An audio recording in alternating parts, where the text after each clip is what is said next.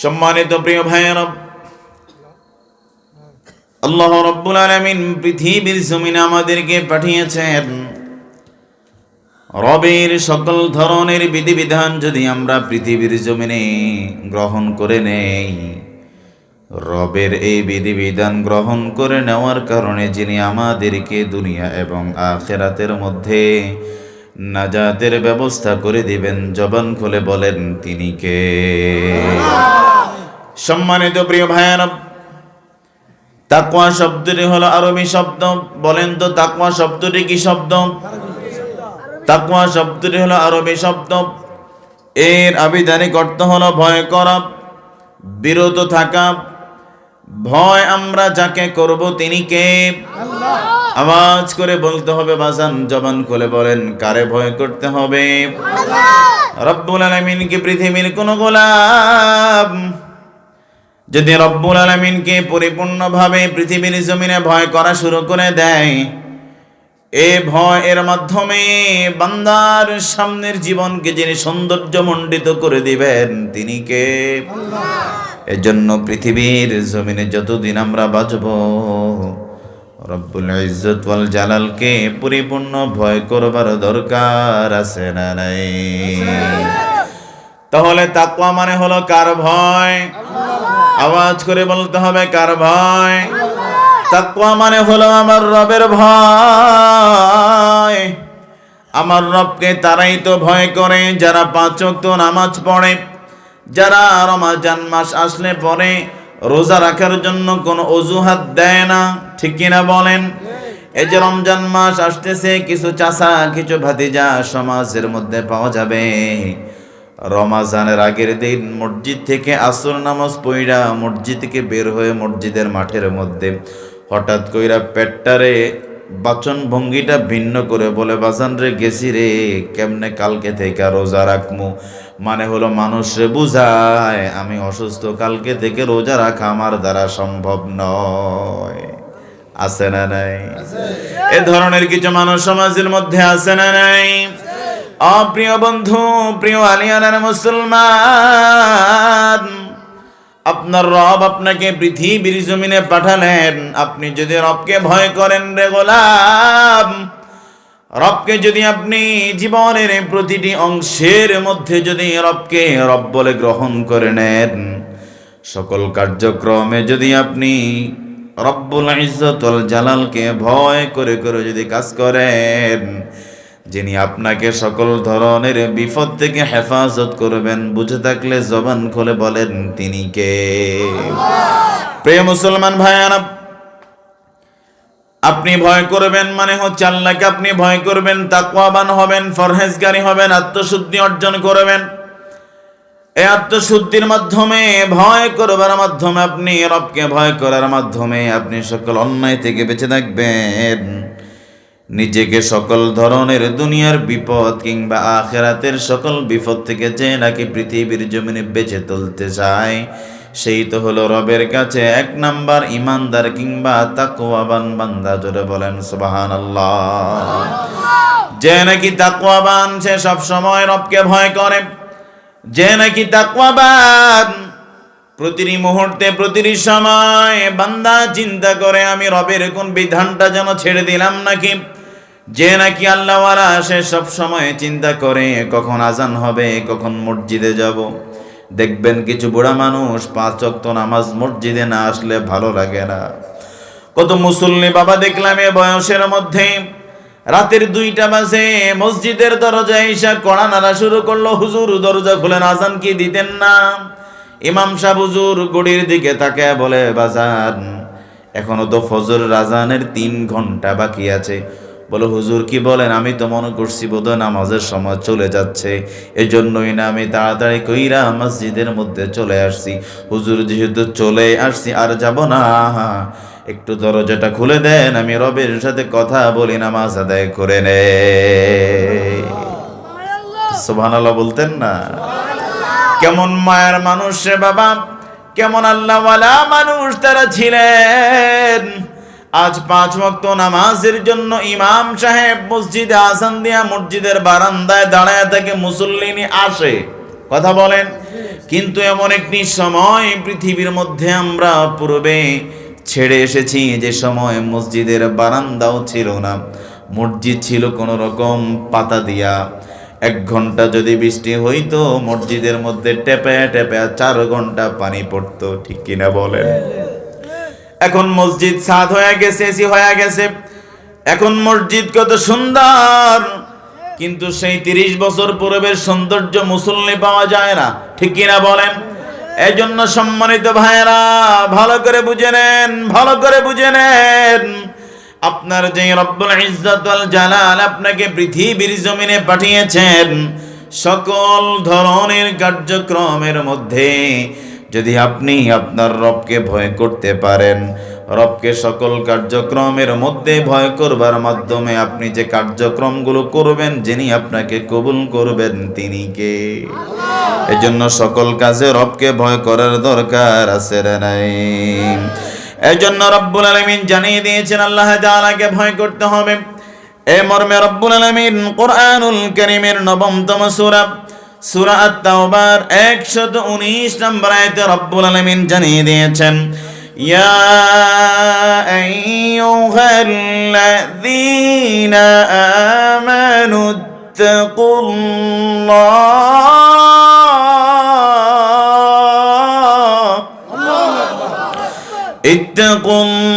ইত্তাকুল্লাহা ওয়া কুনু মা'আস সাদিকিন।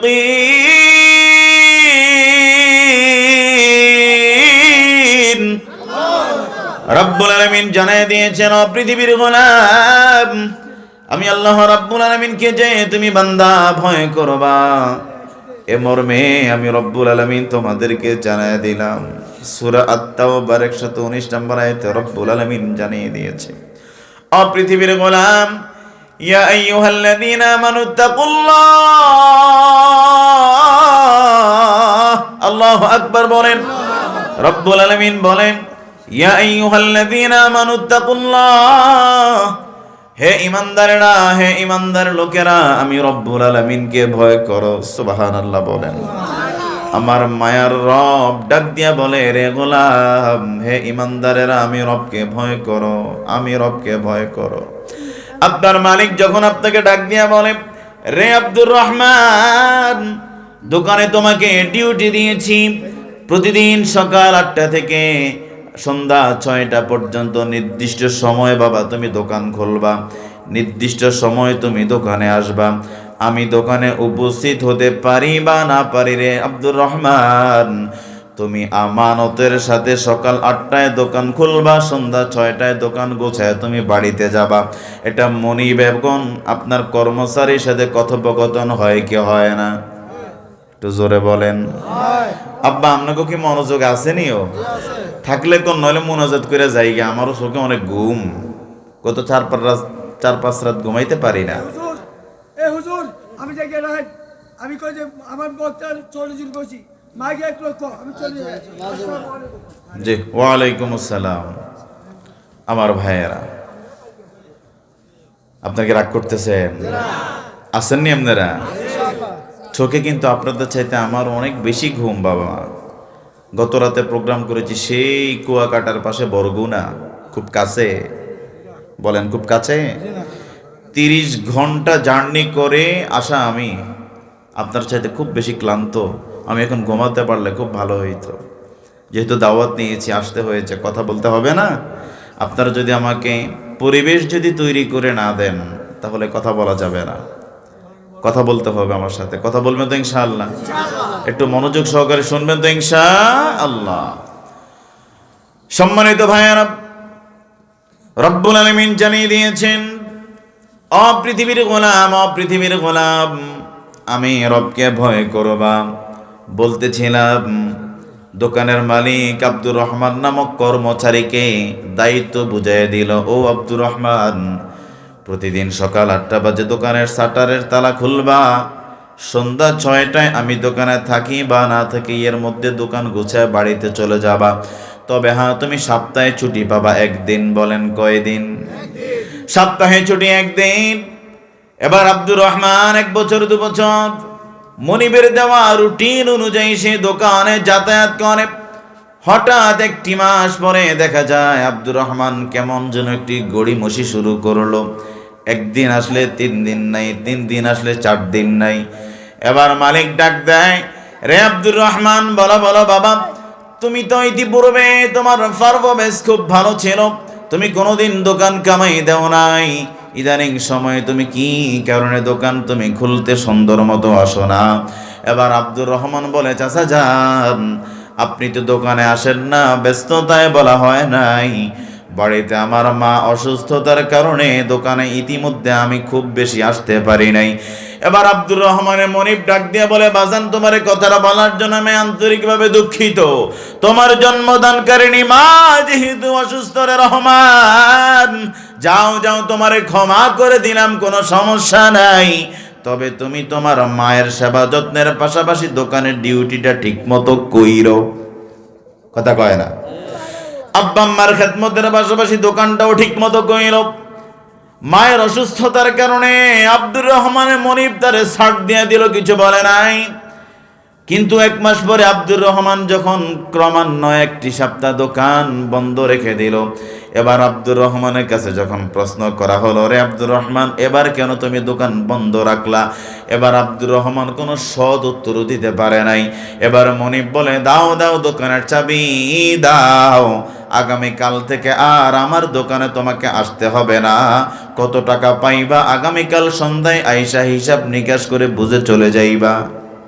কথা বলেন, এটা কেন করা হলো? আমি মালিক, আমি মনিব, আমার কর্মচারীর দ্বারা যদি আমার দোকান ভালো না চলে, ব্যবসা যদি ভালো না চলে, আমি আমার দোকানে কর্মচারী রাখবো না, এটাই চূড়ান্ত কথা। ঠিক কিনা বলেন? ঠিক তেমনি ভাবে আমার আপনারও তো মনিব একজন রয়েছেন। আমার আপনার মনিব তো রব্বুল আলামিন ডাক দিয়া জানায়া দেয়, ইয়া আইয়ুহাল্লাযীনা আমানু তাকুল্লাহ।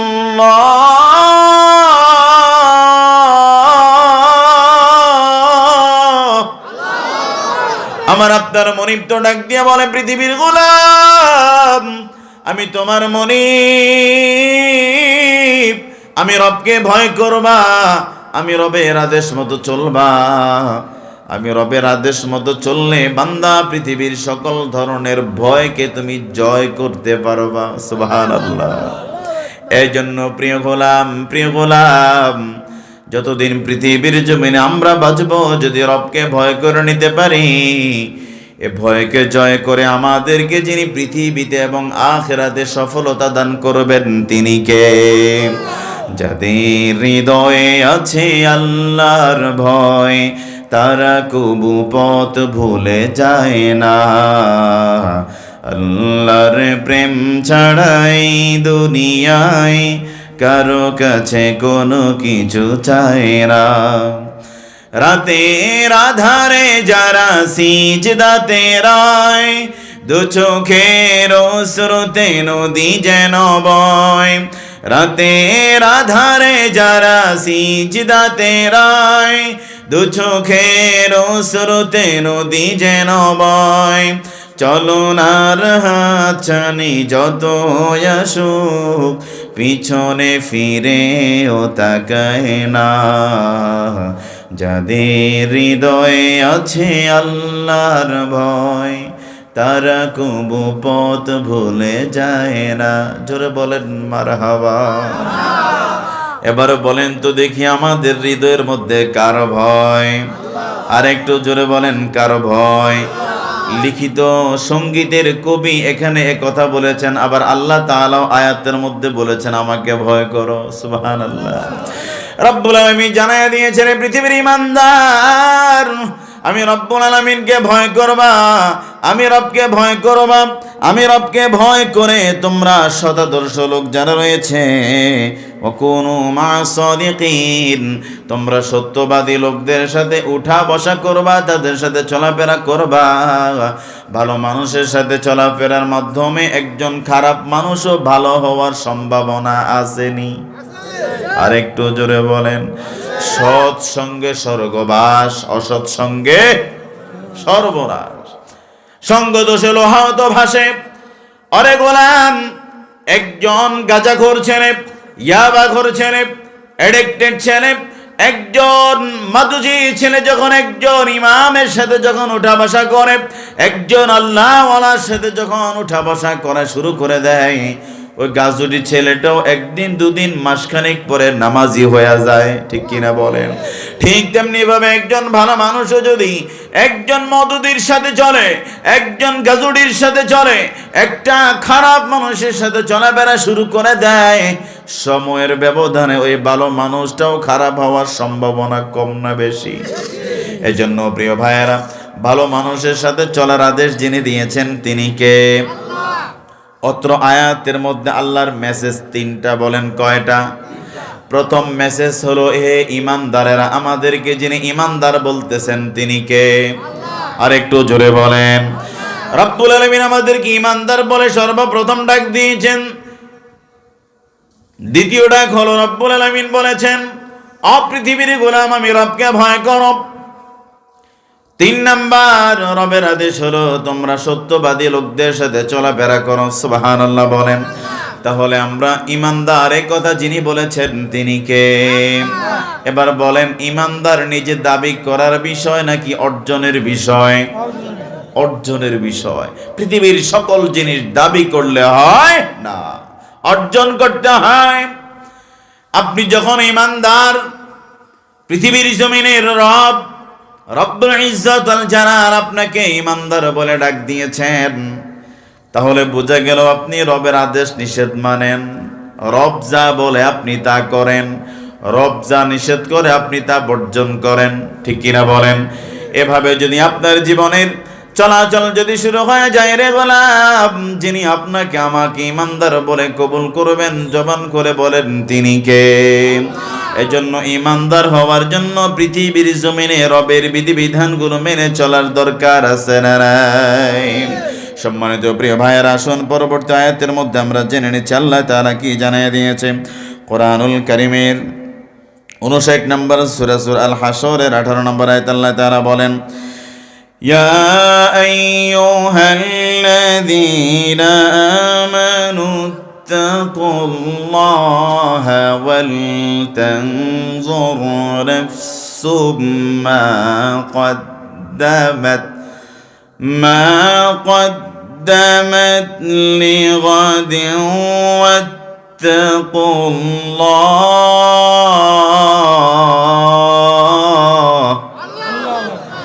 إن الله خبير بما تعملون।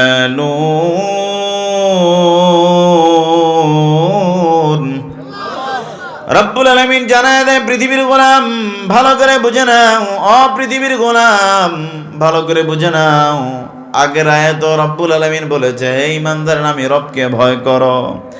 এই আয়াতের প্রথম অংশ রব্বুল আলামিন জানিয়ে দিয়েছে, হে মুমিনগণ, তোমরা আল্লাহকে ভয় করো। আগের আয়াত এবং পরের আয়াত এক কি এক না?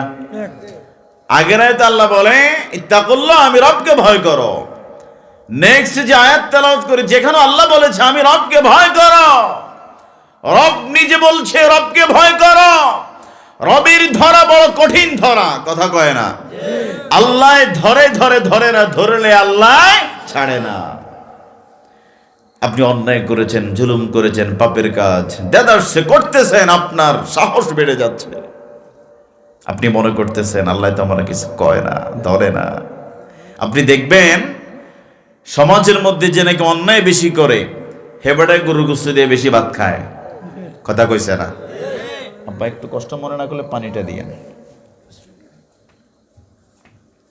বিসমিল্লাহ।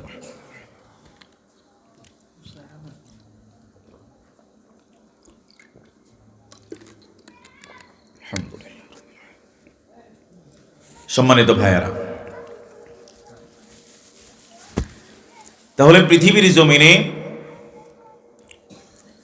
যে নাকি অন্যায় বেশি করে, যে নাকি আল্লাহ ভোলা বেশি, সেই পৃথিবীর জমিনে খুব ভালো চলে, দেদারসে চলে, কথা বলে না। আর যে নাকি নামাজি, 5 ওয়াক্ত নামাজ মসজিদ ইমামের পিছনে পড়ে, ওই বেটার কোনো শান শকত নাই, এই কোনো রকম চলতেছে, খেতে হালশ্বাস করতেছে, ছেলেটার কোনো রকম পড়ালেখা করাচ্ছে, মসজিদে আসতেছে, নামাজ পড়তেছে, কোনো অহংকার নাই, কোনো দাম্ভিকতা কিছুই নাই। পক্ষান্তরে যে নামাজ নাই, রোজা নাই, হজ নাই, যাকাত নাই, আল্লাহ নাই, খোদা নাই, মা বাবার খেদমত, আলেমদের বিদ্বেষী, অন্যায় সকল ধরনের কুসংস্কারের মধ্যে লিপ্ত, ওই মানুষটা খুব সুন্দরভাবে গায়ের মধ্যে পারফিউম মাইখা গ্রামের গঞ্জে বাজারের মধ্যে হাঁটে, কথা কোন ঠিক কিনা? এটার মানে হলো পৃথিবীর জমিনে ইমানদার যারা হবে, আল্লাহওয়ালা যারা হবে, তাদের জন্য পৃথিবীটা হলো কয়েদখানা, পৃথিবীটা হলো জেলখানা। ইমানদারদের জন্য, আল্লাহওয়ালাদের জন্য। কি কথা বুঝেননি? আল্লাহওয়ালা যারা, তাদের জন্য এই জমিনটা হলো জেলখানার মতো রে ভাই। পরকালীন জীবনে এই আল্লাহওয়ালা মানুষদেরকে যিনি পরিপূর্ণ জান্নাতের নাজনি আমদ দান করবেন, তিনি কে? এই জন্য রব্বুল আলামিন জানিয়ে দিয়েছে পৃথিবীর গোলামেরা, আমি রব্বুল আলামিনকে ভয় করো, আমি রব্বুল আলামিনকে ভয় করো। প্রত্যেকের উচিত আগামীকালের জন্য, অর্থাৎ পরকালের জন্য, আমাদের সামনে পরকাল আছে না নাই? এ পরকালের জন্য বান্দা তুমি কি পাঠাইলা? পরকালের জন্য তুমি কি আমলগুলো করলা? এগুলোর বিষয় একজন ইমানদারের ভিতরে খবর আছে না নাই? যে নাকি ইমানদার, যে নাকি ফরহেজগার, যে নাকি আল্লাহওয়ালা, সে প্রতিটি রজনীতে ঘুমানোর সময় চিন্তা করে, আহারে আজকে সারাটা দিন তেমন কোনো ভালো আমল করতে পারে নাই, ভালো কোনো দান সাদাকা করতে পারে নাই, জীবনে কত গুনাহ করে ফেলেছি, কত জুলুম করে ফেলেছি। 5 ওয়াক্ত নামাজ পড়ার পরেও যে নাকি এই কথাগুলো নিজে নিজে চিন্তা করে, সেই তো আল্লাহওয়ালা। কথা বলে না? নিজের ভিতরে শুধু অনুশোচনা, আহারে কবরে কেমনে থাকবো, আহারে কবরে আযাব থেকে বাঁচতে পারলাম কিনা, কথা কোন ঠিক কিনা? এই জন্য প্রিয় ভাইয়েরা, আল্লাহওয়ালা যারা, তারা চিন্তা করে পৃথিবীর জমিনে আল্লাহ তাআলা কষ্টে রাখুক, পরকাল যেন কষ্ট না হয়, ঠিক কিনা বলেন? আর মুনাফিক যারা, বেঈমান যারা, ঈমান হারা যারা, তারা পৃথিবীর জমিনে যত শান্তির প্রয়োজন সবটা এনশিওর করে, যত ধরনের চাহিদা, যত ধরনের ভোগ বিলাস প্রয়োজন, তারা চায় সকল কিছু পৃথিবীর জমিনে তারা যেন পায়। তারা পরকালীন সকল কার্যক্রমের ব্যাপারে তারা বেখবর, ঠিক কিনা বলে? ইমানদার আল্লাহওয়ালা মসজিদ থেকে বের হওয়ার পরে গ্রাম থেকে একটা ভাতিজা ঢাকা থেকে আসলো, কথা বুঝেন নাই? ঢাকা থেকে, আমাদের গ্রামের অনেক ছেলেরা ঢাকাতে থাকে না, তো ছেলেটা মসজিদে আইসা নামাজ পড়া বের হইল, গ্রামের সকল চাচাদের সাথে, চাচা সালামু আলাইকুম, কেমন আছেন? হ ভাতিজা, তুমি কবে আসছো আব্বা? তোমার আব্বা খুব ভালো মানুষ ছিল, কৌশল বিনিময় অনেক কিছু। তো পরে বলতেছে, চাচা আসলে ওইভাবে তো সময় পাই না, আপনাদেরকে সময় দিতে পারি, একটু এসেছি আপনাদের সাথে দেখা করার জন্য। বলে, বাবা আসলে দুনিয়ার প্রতি তোকে তেমন কোনো মোহমায়া টায়া নাই, একটু দোয়া করো আল্লাহ যেন আমাকে ইমানের সাথে নেয়। কথাটা কয় না? মুরব্বীরা বলেনি? কথা বলে না? বলে কি না? যে মানুষটা নাকি আরবের কাছে এটা স্যাটিসফাই করে যে রব্বুল আলামিন পৃথিবীর জমিনের ধন চাই না, সম্পদ চাই না, একটু মৃত্যুর সময় কালেমা নসিব করিও। এর আল্লাহওয়ালা মানুষ, আল্লাহওয়ালা। এই মানুষটার পৃথিবীর জমিনে দাম না থাকতে পারে, পৃথিবীর কেউ তারে সালাম দেয় না, পৃথিবীর কেউ তারে গনে না, কিন্তু তারা আল্লাহ গনে। সুবহানাল্লাহ বলেন।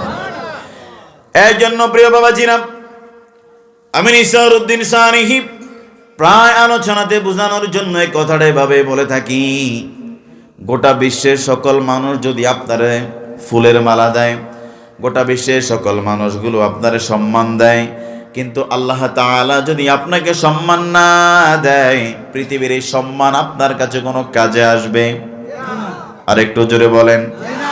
পক্ষান্তরে পৃথিবীর সকল মানুষ আপনাকে ভালো ভালো আচরণ করে, পৃথিবীর সবাই আপনাকে খারাপ আচরণ করে, পৃথিবীর সবাই আপনাকে মামলা দেয়, পৃথিবীর সবাই আপনাকে কষ্ট দেয়, পৃথিবীর কোনো মানুষ আপনাকে ভালোভাবে সমাজের মধ্যে চলতে দেয় না, কিন্তু আল্লাহ তাআলা যদি আপনাকে ভালো জানে, পৃথিবীর এই কষ্ট আপনার জন্য কিছু যায় আসে।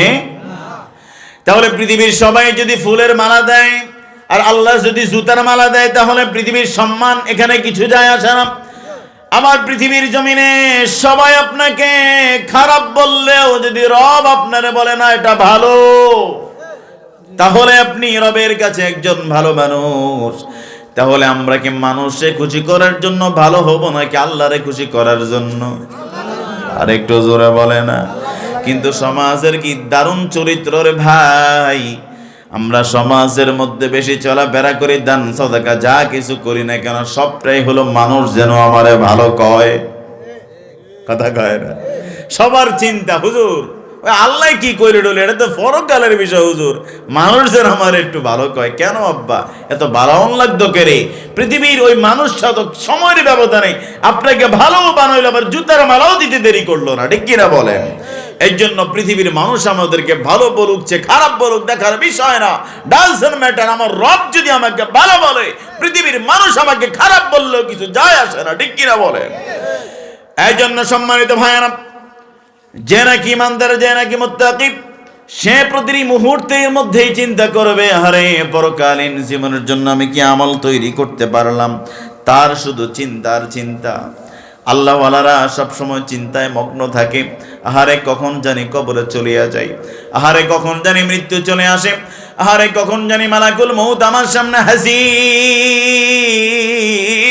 কখন জানি আমি মৃত্যুর পথযাত্রী হয়ে যাই, কখন জানি আমার জন্য ঝাড়ের পাকা বাঁশ কাটা হয়, কখন জানি আমার জন্য কলিবার দোকান থেকে সাদা মার্কিন কাপড় চলে আসে, কখন জানি আমার জন্য ঝাড়ের পাকা বাঁশ কর্তন করা হয়, কখন জানি আমার জন্য মসজিদে মসজিদে আলান হয়ে যায়, কখন জানি আমার লাশ সবাই চার পাওয়ালা খাটিতে করে কবরের দিকে নিয়ে যায়। আল্লাহু আকবার বলেন।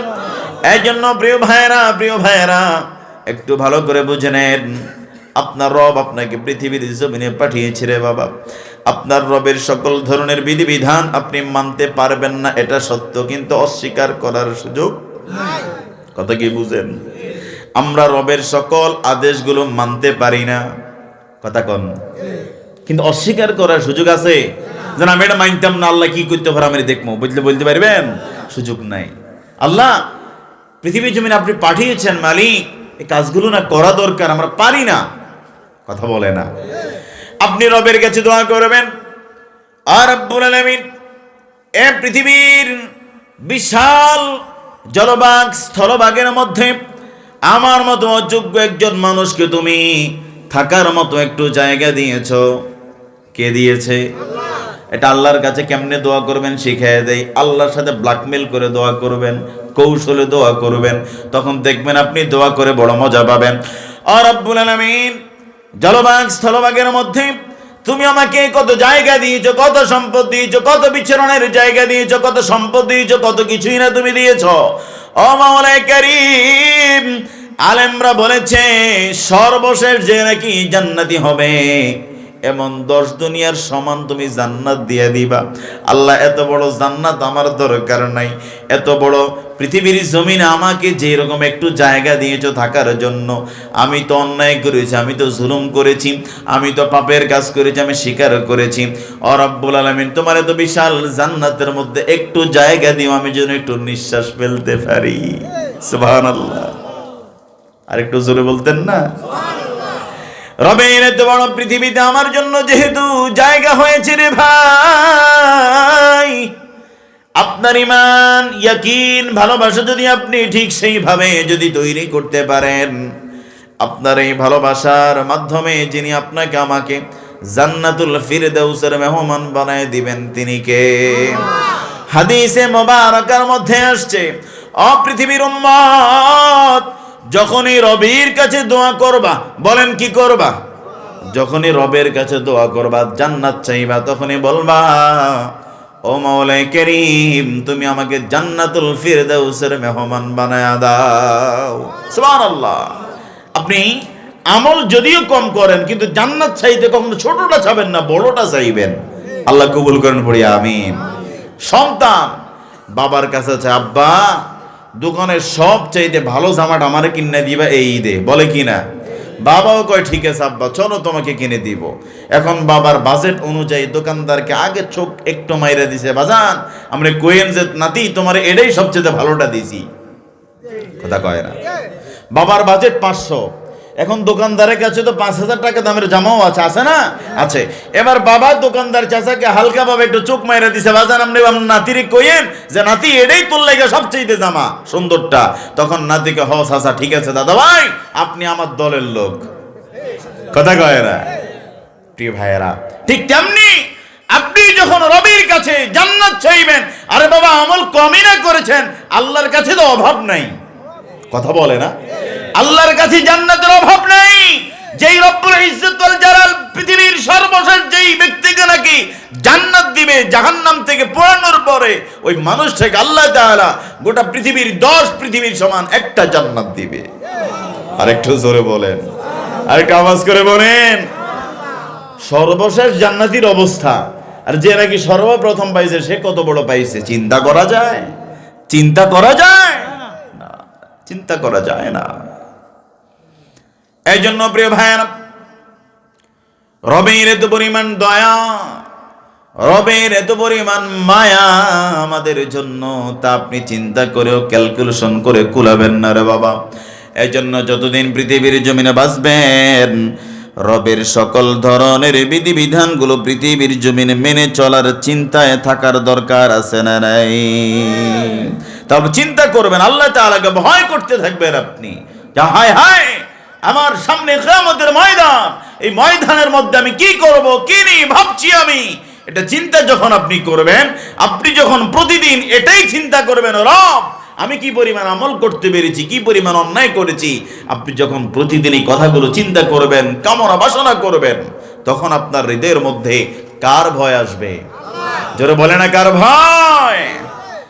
যে ব্যক্তির হৃদয়ের ভিতরে রবের ভয় চলে আসে, একটু বুঝে থাকলে বলুন, ওই ব্যক্তির সামনে যদি পাশের রশিও যদি ঝুলে, ওই বান্দা কি কখনো আল্লাহর কোনো বিধান লঙ্ঘন করতে পারে? সে কি চিন্তা করে? সে, আপনি দেখেন পাশের রশি, ওই বান্দা দেখে পাশের রশির মধ্যে আল্লাহর জান্নাত ঝুলতেছে। সুবহানাল্লাহ বলেন। এই জন্য প্রিয় ভাইরা, যুগে যুগে নবী করিম সাল্লাল্লাহু আলাইহি ওয়াসাল্লামের সাহাবারা বিভিন্ন জায়গায় বন্দী ছিলেন। আমি ওই দিকে ঘটনা যাওয়ার জন্য বলছি না, বোঝানোর জন্য বলছি। নবীর সাহাবাদেরকে আপনার বন্দী করবার পরে বিশাল বড় বড় কড়াইয়ের মতো সেগুলোর মধ্যে তেল দিয়া তেল গরম করছে। কি গরম করে? তেল গরম করছে। প্রিয় বন্ধু ভালো করে বুঝে নেন, তেল গরম করবার পরে এবার ওই কাফেররা তাকে দেখে নবীর সাহাবাদের চোখের মধ্যে শুধু পানি আর পানি। কাফের মুশরিকরা মনে করে, আরে নবীর সাহাবাদের ঈমান কত দুর্বল, এখনো তেলের মধ্যে ফালাইছি না, তেলের তাও দেখা তারা ভয়ে কান্না করে। বলে না না, শোনো শোনো, আমি সেই ভয়ে কান্না করি না, তুমি জানে সর্বপ্রথম তেলের কড়াইয়ের মধ্যে ফেলে দিলা, আমি তো এজন্যই কান্না করলাম। আমার বোধ হয় তার চাইতে ঈমানটা দুর্বল, আমার চাইতে তার ঈমানটা বেশি মজবুত দেখে তুমি তারে আগে ফালাইছো, আমারে পরে ফালাইবা। সুবহানাল্লাহ। তাদের ঈমান ছিল কেমন রে বন্ধু, একটু ভালো করে বুঝে নেন। আজকে আপনার খাবারের অভাব নাই, বাসস্থানের অভাব নাই, আজকে আপনার পরনের বস্ত্রের অভাব নাই, নাই বলতে কিছুই নাই। ওই সাহাবায়ে কেরামরা ইসলাম ধর্ম গ্রহণ করার কারণে সম্পদচ্যুত হয়ে গেল, এমনকি শরীরের লজ্জাস্থান ঢাকবে ওই পরিমাণ সম্পদ নিয়ে ফিরতে পারে নাই। সুবহানাল্লাহ বলেন। হুজুর কথা ঠিক আছে? প্রিয় ভাইয়েরা আমার,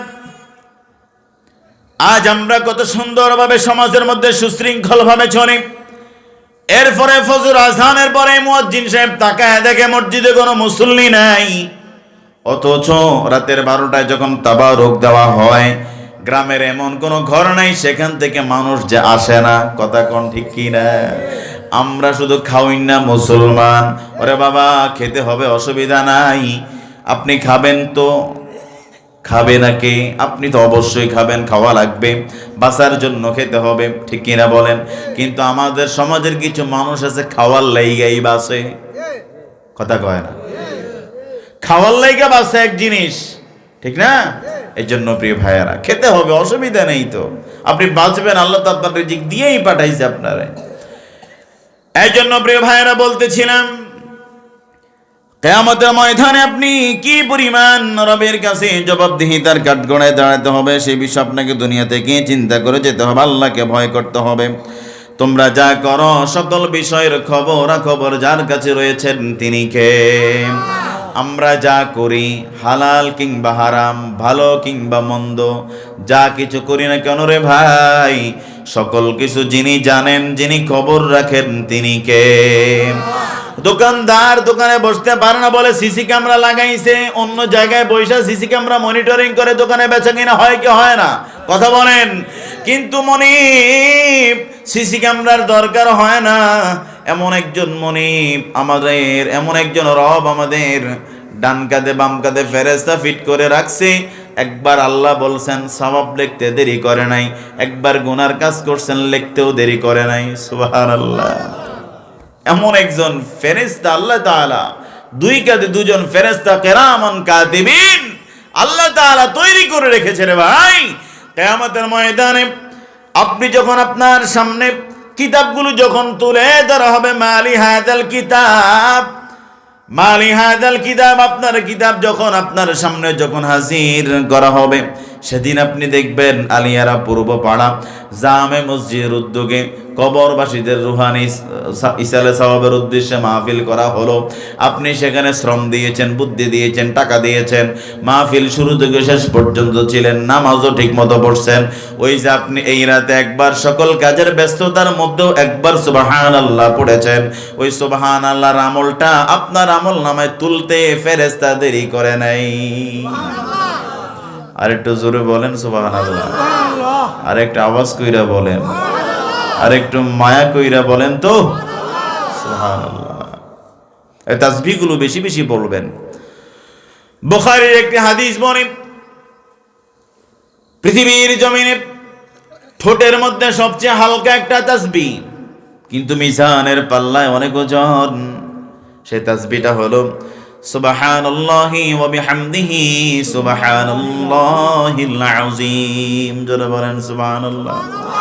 সবাই আমার সাথে বলেন সুবহানাল্লাহি সুবহানাল্লাহি ওয়া বিহামদিহি সুবহানাল্লাহিল আযীম।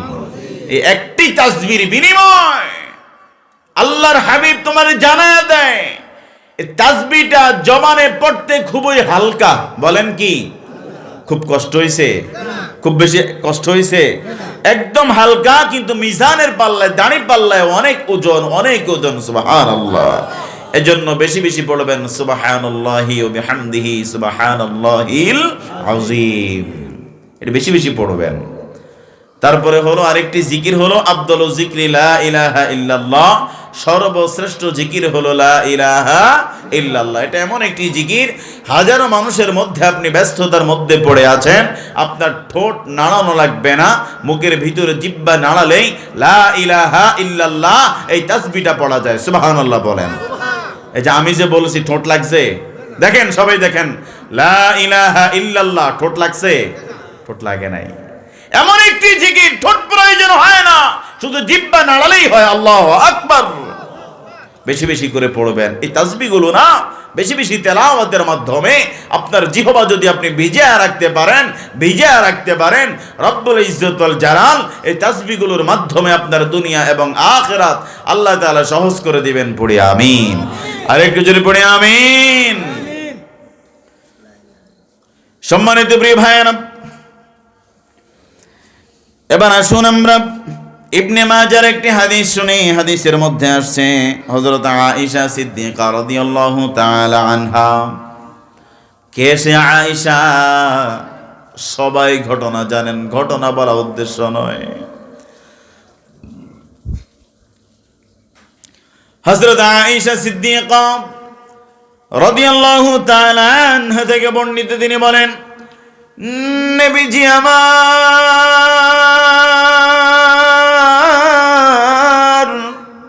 হযরত মুহাম্মদ রাসূলুল্লাহ সাল্লাল্লাহু আলাইহি ওয়াসাল্লাম বলেছেন, রে আয়েশা শোনো শোনো, এ পৃথিবীর জমিনে ক্ষুদ্র এবং নগণ্য গুনাহ থেকেও দূরে থাকবা। সুবহানাল্লাহ। রে আয়েশা শোনো শোনো, ক্ষুদ্র এবং নগণ্য গুনাহ থেকে কেন তুমি দূরে থাকবে রে আয়েশা? একটু ভালো করে বুঝে নাও, ওই মাওলাই কারীম যখন কিয়ামতের কাঠগড়ায় সবাইকে দাঁড় করিয়ে দিবে, তোমার পৃথিবীর জমিনের এই ক্ষুদ্র কিংবা নগণ্য গুনাহটাও সেদিন দেখা যাবে। সুতরাং এজন্য হে আয়েশা, শোনো শোনো, ক্ষুদ্র এবং নগণ্য গুনাহ থেকেও নিজেকে হেফাজত রাখবা। সুবহানাল্লাহ বলেন। আজকে আমাদের সমাজে আমরা কি ক্ষুদ্র গুনাহ করি না বড় গুনাহ করি? ক্ষুদ্র গুনাহটো না এই পেয়ারি খোলা কিংবা মতলব উত্তর কিংবা দক্ষিণ কিংবা নায়েরগাঁও বাজার কিংবা আলিয়ারা কিংবা হাজীগঞ্জে চলে না, কথা কয় না? কি চলে? বড় গুণ। আমরা তো বড় নিয়ে ব্যস্ত, ক্ষুদ্র আর নগণ্য তো হয় না। ফোন দিয়ে যে ভাতিজা কই আসো, আছে আলিয়ারা পূর্ব বাজার, বলতেছে আমি শিবপুর বাজার আছি, আইতে আসি, কথা কয় না? টাটকা মিথ্যা কথা। মেয়া আছে কোথায়? আলিয়ারা। বলে কোথায় আছি? শিবপুর বাজার। কেন আব্বা?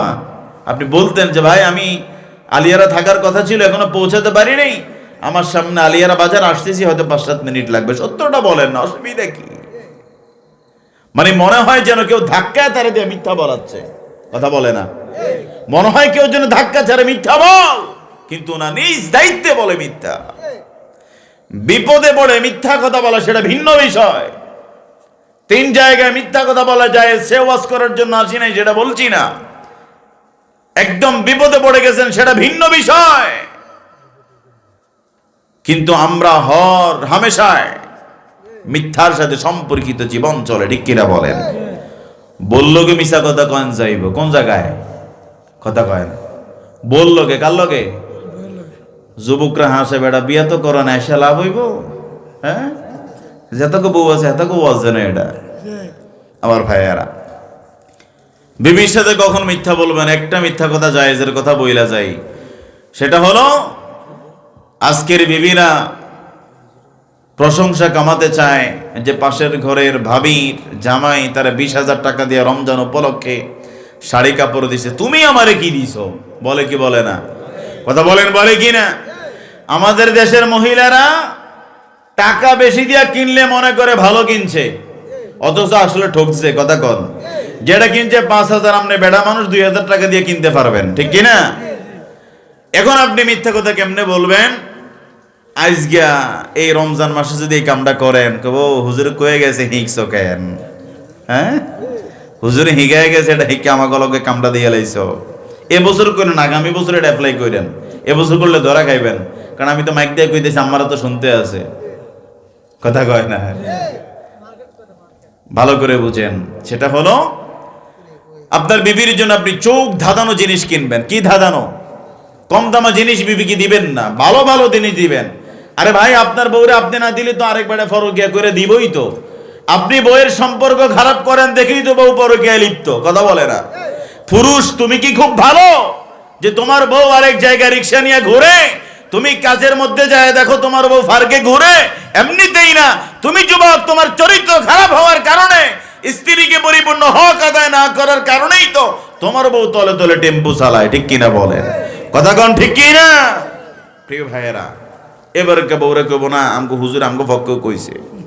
এবার আসেন, 5,000 টাকা দিয়ে যদি শাড়ি কাপড় কেনেন, মানে এটা এমন একটি পর্যায়ের কিনবেন, মানুষকে জিজ্ঞাসা করলে মানুষ যেন মনে করেছেন এটা দাম আসলে 12,000 টাকা হওয়া দরকার ছিল। কি কথা বুঝছেন? কিনছেন কত দিয়া? 5,000। কিন্তু মানুষ দেখলে বলবে যে না ভাই, 5,000 টাকা এটা পাওয়া যাইতো না, আপনি নিম্নে 10,000 টাকা দিয়ে কিনছেন বা 12,000 টাকা দিয়ে কিনছেন। এইরকম পোশাক কিনা বউরে নিয়ে দিবেন, আমনেই জিগাইবেন যে বউ তোমার যে পোশাকটা দিছি তুমি নিজে কৌছেন কত হইব? মাশাআল্লাহ, আপনার কাছে তো এত টিয়া ছিল না, অন্তত 12,000 টিয়ার নিচে তো কিনতেন, হারানো কইতে টিয়ারই আনছেন, আর তোমারে খুব ভালোবাসি তো এই জন্য তোমার জন্য কত জায়গা থেকে ম্যানেজ করে আনছি। এই জায়গায় মিছা কথা কইবেন, কথা কি বুঝছেন নি? তবে এই রমজান ঈদ আব্বা কইটে মাইটের খাইয়েন না, আগামী বছর কইয়েন। আল্লাহ সবের হেফাজত করেন, পড়ি আমিন। তাহলে প্রিয় মুসলমান ভাইয়েরা, কিছু বলবেন? বসেন। আর কতক্ষণ আছে মাইক? কতক্ষণ চালাবো?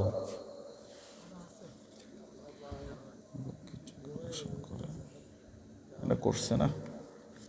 আচ্ছা, দেখবো ইনশাআল্লাহ। আমার ভাইয়েরা, জি, তাহলে যে কথা বলতেছিলাম যে আপনি ক্ষুদ্র এবং নগণ্য গুনাহ থেকেও নিজেকে হেফাজত করতেই হবে। এরপর আসেন প্রিয় ভাইয়েরা, যারা সফল কাম হবে রব্বুল আলামিন এই মর্মে জানিয়ে দিয়েছেন কোরআনুল কারীমের 24 নম্বর সূরা, সূরা আন-নূরের 52 নম্বর আয়াত আল্লাহ তাআলা জানিয়ে দিয়েছেন, ومن يطع الله ورسوله ويخشى الله ويتقه فأولئك هم الفائزون।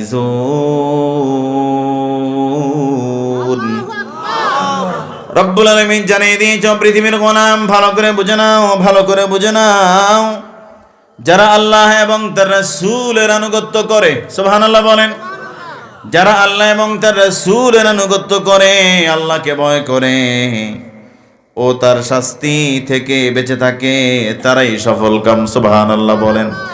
তাহলে আমরা আনুগত্য করব আমাদের নবীজির, বলেন কার?